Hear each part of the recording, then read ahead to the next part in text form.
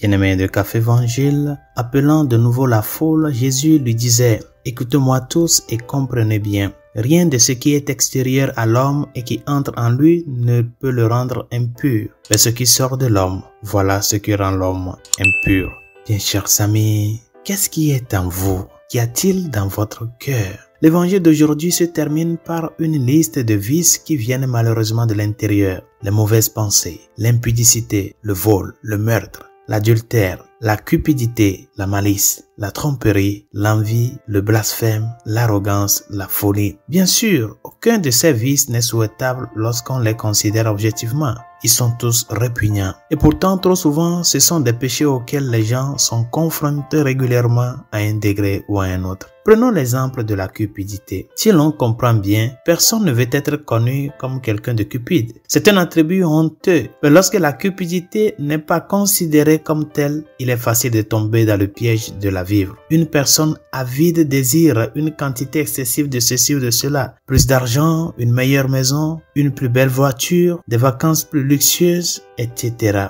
Et ainsi, lorsqu'une personne agit de manière avide, l'avidité ne semble pas indésirable. Ce n'est qu'en regardant l'avidité de manière objective qu'on la comprend pour ce qu'elle est. Et dans cet évangile, en nommant cette longue liste de vices, le Seigneur nous fait acte de miséricorde incroyable. Il nous secoue et nous appelle à prendre du recul et à regarder le péché pour ce qu'il est. Jésus précise également que lorsque vous vivez un ou plusieurs de ces vices, vous vous salissez. On devient cupide, menteur, cruel, commère, haineux, arrogant, etc. Et objectivement, personne ne souhaite cela. Et dans cette liste de vices, qu'est-ce qui vous pose le plus de problèmes? Que voyez-vous dans votre propre cœur? Soyez honnête avec vous-même devant Dieu. Jésus désire que votre cœur soit pur et saint, débarrassé de ces vices et de toute souillure. Mais si vous n'êtes pas capable de regarder votre propre cœur avec honnêteté, il vous sera difficile de rejeter le péché avec lequel vous luttez. Résolution de ce jour. Quel est le vice contre lequel tu es en train de lutter? Ça fait longtemps.